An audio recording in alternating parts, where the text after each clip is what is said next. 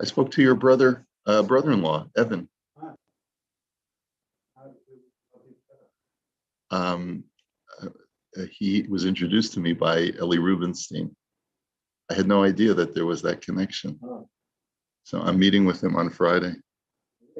Yeah. Yeah, seems like a lovely guy. Where does he go to shul? Ah, okay. Very nice. There are few people without the Mayor of Yerushalayim study. Here's something. I didn't appreciate he was saying. So you can tell your friends that the mayor of Jerusalem laned for you. Absolutely. Yeah. Okay. Well, let's get started. Is my screen up? I hope it's up. Okay. So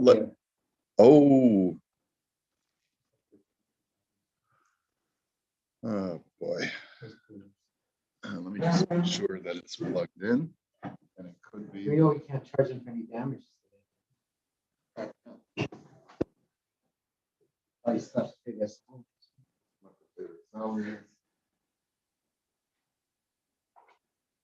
The fact of the matter is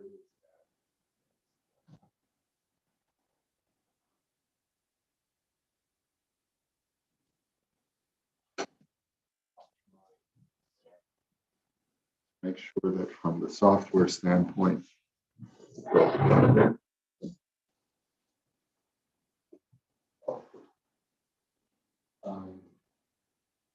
you also can't set up your employees for failure, which we're used to mopping the floor. And you've got electronics. Oh, there we are. You did it. I hear you.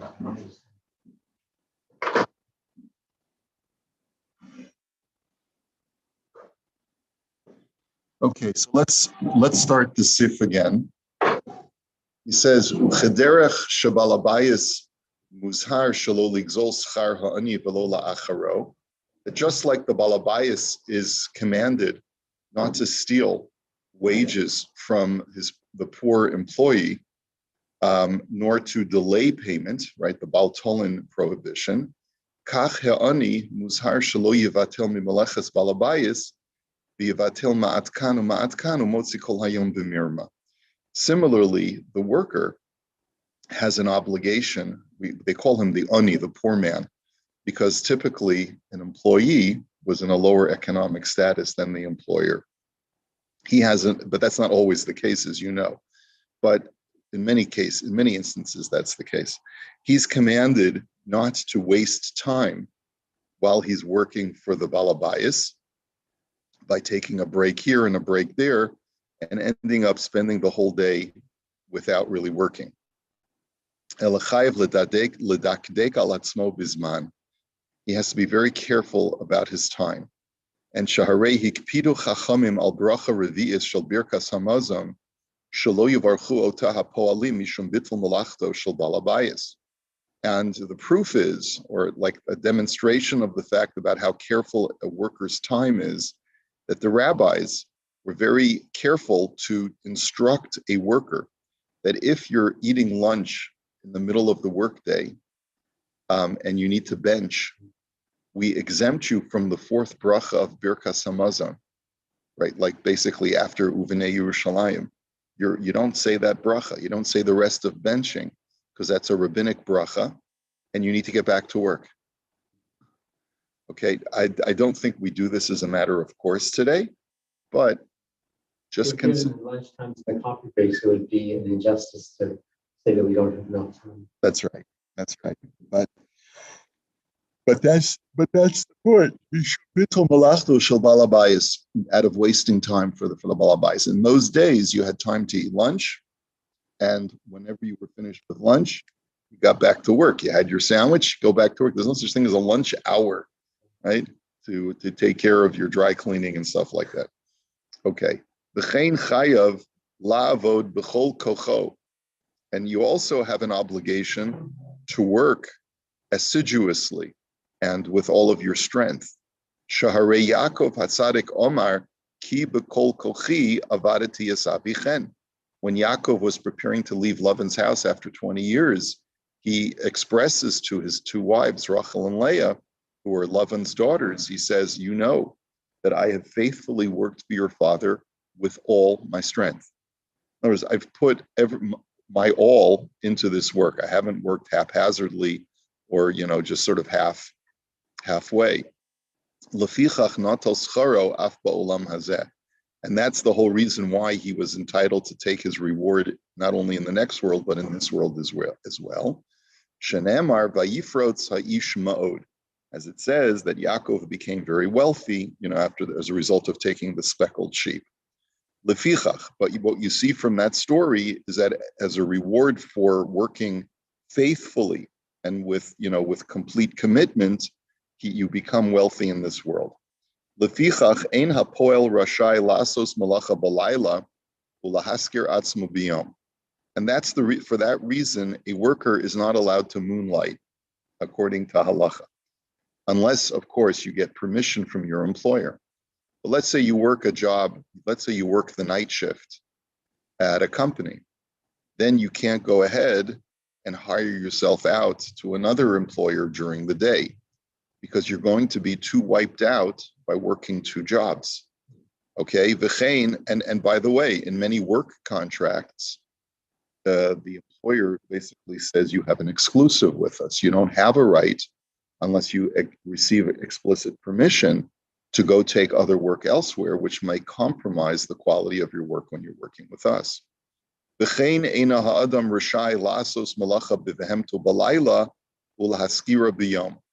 the same thing is true, let's say, by working your animal. Let's say you use your animal during the nighttime, let's say for plowing or doing whatever work you need done in the evening. You can't rent it out during the day without full disclosure that this animal has been working over the last 24 hours, right? Because otherwise, the person renting the animal may be under a false impression that this is a fully refreshed and rested animal. And furthermore, an employee does not have a right to afflict himself or to fast and to make himself hungry.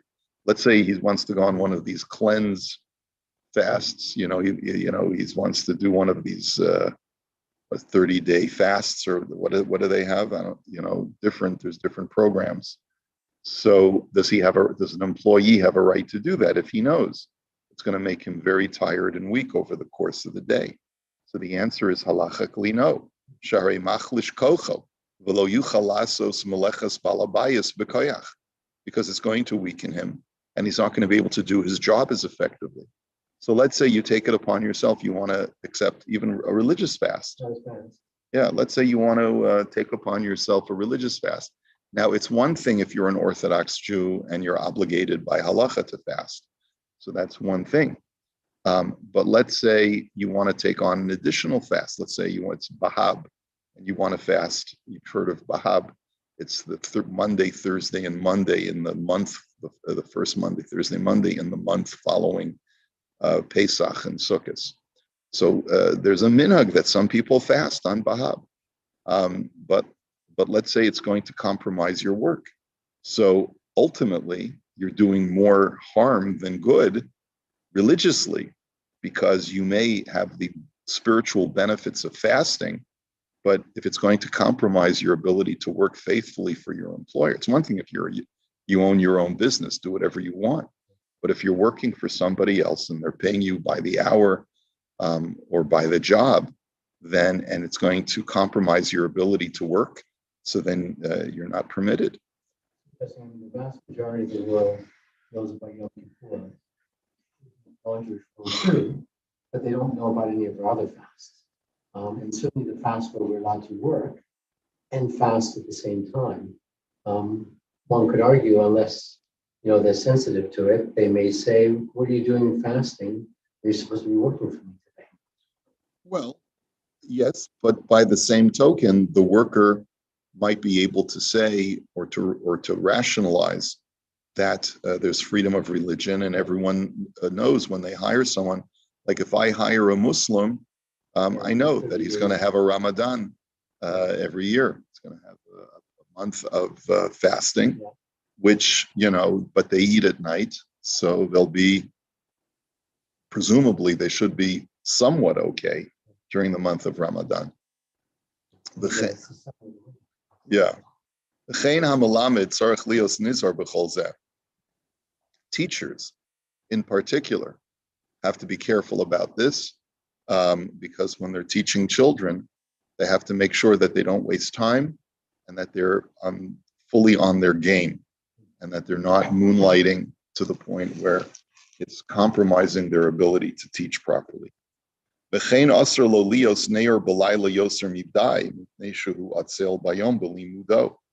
Furthermore, and similarly, a teacher, for example, is not allowed to stay up all night, playing on the computer or whatever, because that's going to compromise his ability to study or to teach over the course of the day. You're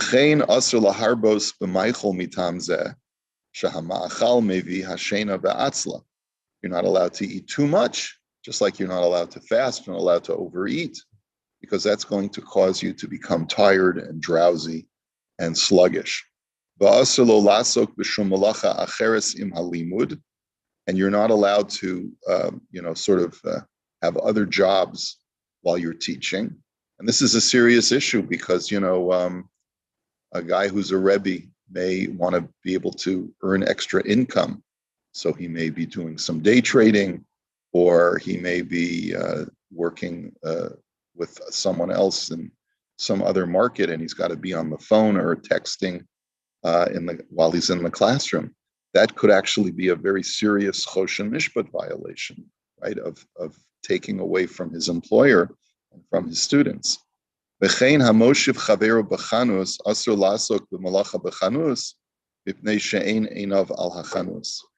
is probably a really good one that we can all relate to.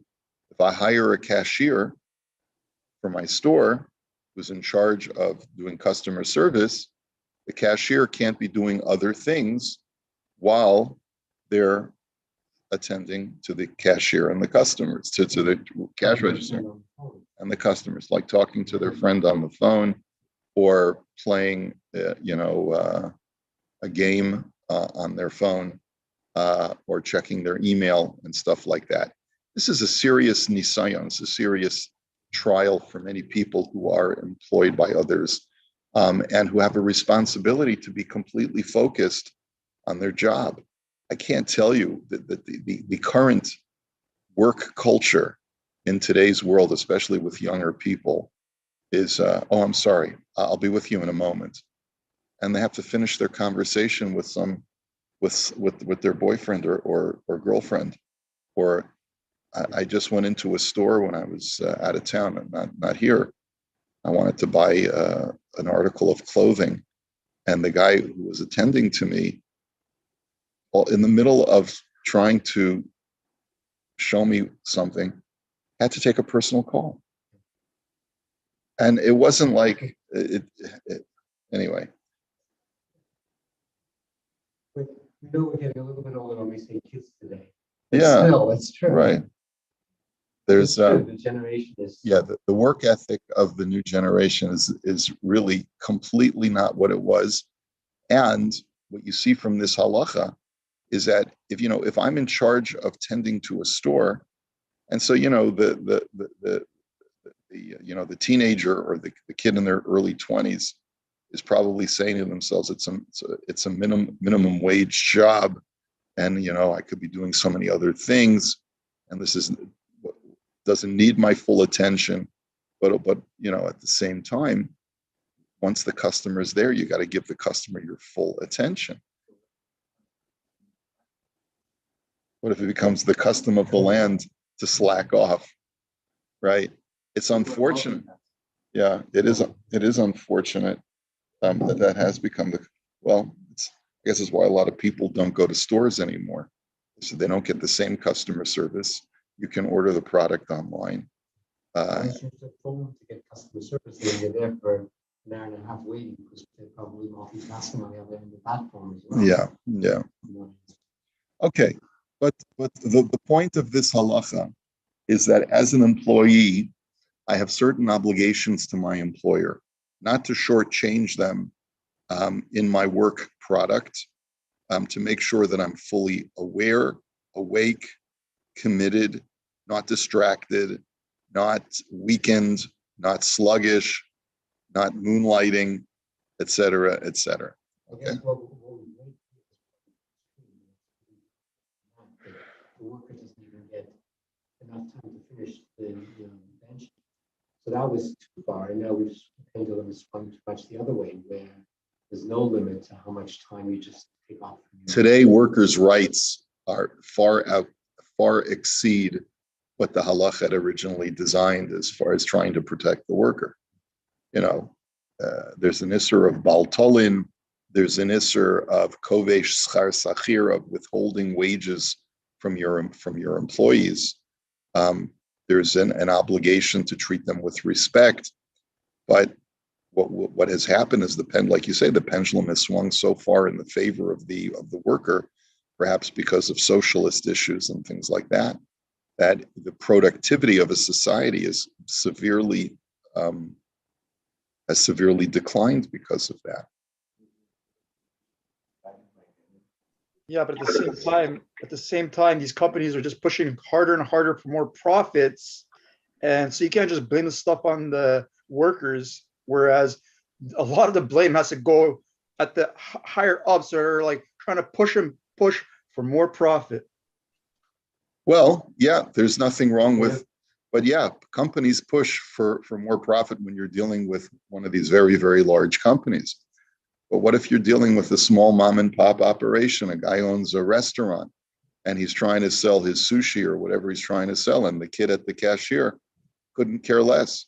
Or he's got a small clothing store and he's just trying to make a living, and he's a franchisee. These days, those guys are kind of getting weeded out. If you haven't noticed that, those companies are getting weeded out, and the monopolies are taking over. I don't know if you noticed that. Yeah, but there is a lot of that but there still are small business owners who are entitled to have the full attention of their employees. I actually feel the opposite. I'm finding that a lot of the department stores are having a lot of issues, and the smaller mom posh shops who are focused in a particular area are doing quite well. Okay, because the department stores there's sort of a detachment between the person in the front who's on the floor and the corporate office. Is that what you're saying, Ron? Yes, that's exactly what I'm saying. They don't get the service in these big stores. So Ron, would you have you noticed how COVID kind of weeded out all the little small mom and pop shops, and the big businesses were able to survive? Have you not noticed that? I think it depends on the industry. It just depends on the industry. Fair enough. Unfortunately. Fair enough. All right, fair enough. Okay, let's take a look at the Imrei Yaakov. So Brian, I'm sorry, I think you were in the middle of asking something. Were Jewish unions guided by any of these principles?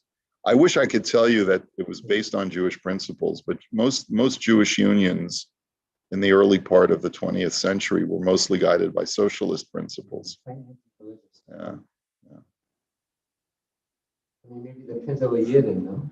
Yeah, there is a Pintele Yid. Look, fighting for justice, when arguably in the early 20th century, there was a lot of exploitation of the immigrant worker. And so crusading for justice and fairness in these sweatshops probably could have been based on some Jewish instinct. Yeah, it's not impossible. Yeah, the unions did actually of great service to the employee initially. Yeah,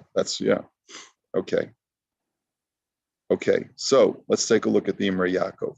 Al bracha revius, the rabbis exempted you from the fourth bracha of Birkas Hamazon. Shazu eina ki im midrabanan, the akaruha etzel poalim. He says because it's only a rabbinical. There's four brachas in Birkas Hamazon. The first three are biblical, And the fourth was an add-on by the rabbis called Hatov v'Hametiv. And the rabbis removed it for workers. As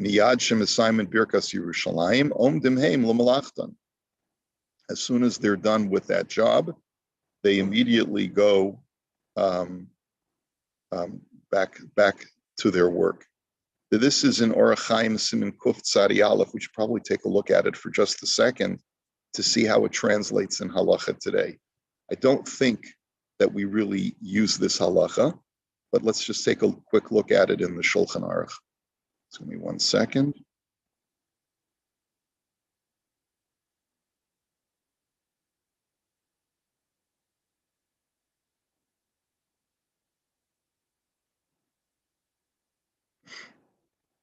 Okay, let me share this screen.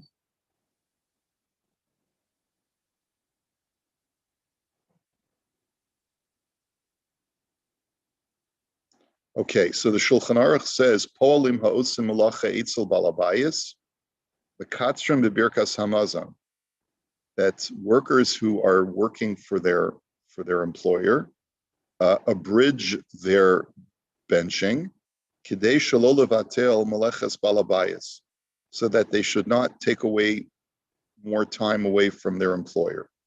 Ketzad, bracha rishona ketikna, ushnia poseach bebirkas haaretz, v'kolol babona Yerushalayim, v'chosem bebirkas haaretz.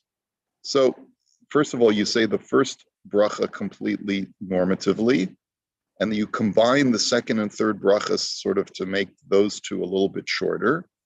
And then, ve'ein omrim birkas hatov v'hametiv klal. And then you don't say the bracha of hatov v'hametiv at all. But then the Mechaber qualifies this.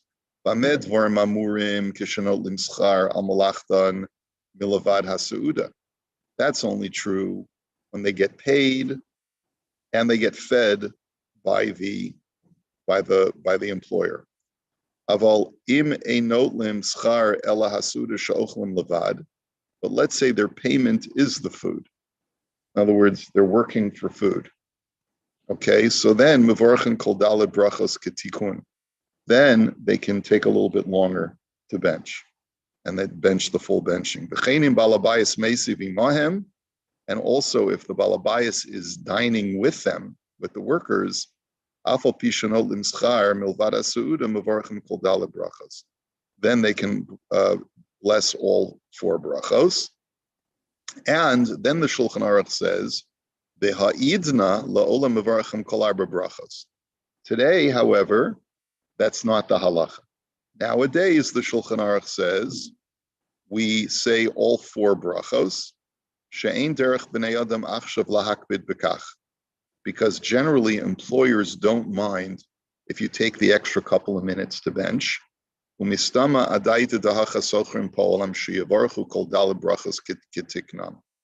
can assume that when the employer hired the Orthodox Jewish worker, he did it with the understanding that the person's, when he's going to have a sandwich, is going to bench. And the final halacha here is asur lasos malacha ba'odo mevarech. You're not allowed to start working if you're still benching. In other words, you cannot deprecate your benching while going back to work, or fiddling with your phone or doing other things that you oughtn't, because you need to stay focused on your davening. So it would be very easy for a person to say, well, sure, here, let me just pick up there's no Mishnah Berurah. You can't be a cashier to be on a Christmas college and studying Torah and interrupt you with Christmas calls. That's right.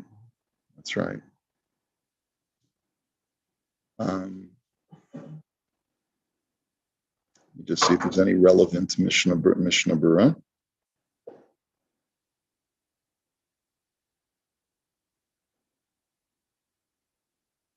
Okay. The Mishnah Berurah is pretty self-explanatory. When it comes to the prohibition of going back to work while you're still benching, the Mishnah Berurah says the reason why you can't work while you're benching is mipnei shenir ke mevarech b'derech arai u'mikre, because it looks like you're just doing it, you're benching in a haphazard fashion. tashmish kalos or lasos, even to sort of just do some light work like clearing off the table while you're benching, you're not supposed to do. And certainly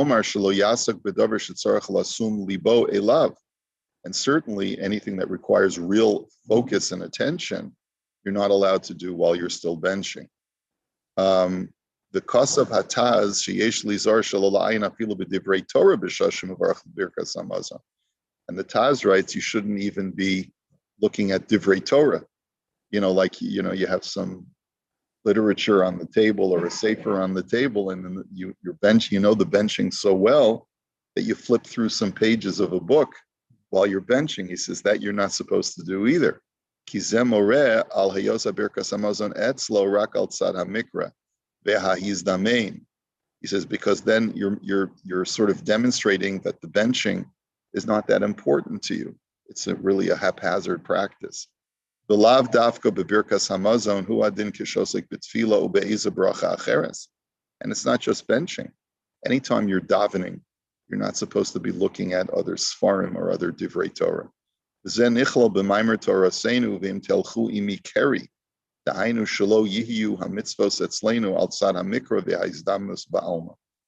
that's why the Torah admonishes the Jewish people, do not walk with me in a keri fashion. The word keri is haphazard, or sort of just like, not really serious about it.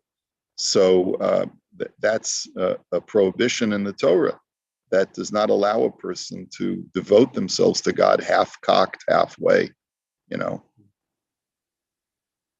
Okay, so this is so you see, in other words, even though by the time of the Rav Shulchan Aruch this was no longer halacha l'maisa that you can abridge Birkas Hamazon, but he used it as an effective illustration to show us that that you have to be mindful of the time you take for personal issues while you're working for an employer. Okay. Rabbi, just a quick question. In the end of the fourth bracha of benching al yichasrenu, the blessings that follow that, is there more of a leniency for those maybe during the weekday, but saying them, or should it be the full benching be said, no questions asked? Excellent question. Al yichasrenu ends the official originally ordained Birkas Hamazon. Once you get to the words Al Yechasreinu, there are even some people, I think the minhag of the brisk was to finish benching at that point.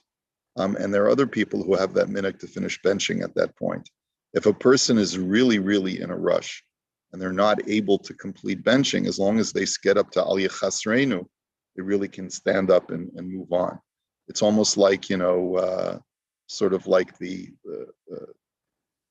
additional psukim, let's say, when you need to abridge psuke de zimra or stuff like that. So I don't know that you would necessarily truncate it just because you're on your lunch break, because again, the argument of the Shulchan Aruch is that most people understand that when they're hiring a worker, they're giving them time not only to have lunch, but also to have a full benching.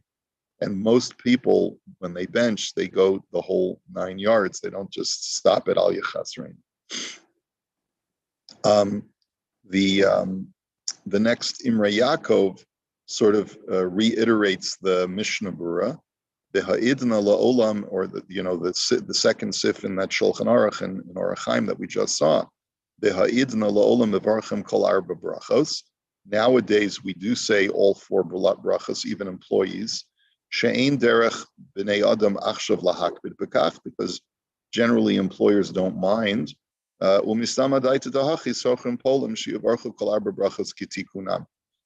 we can assume that when they hired the guy, it was with the understanding they were going to say the whole benching. Now,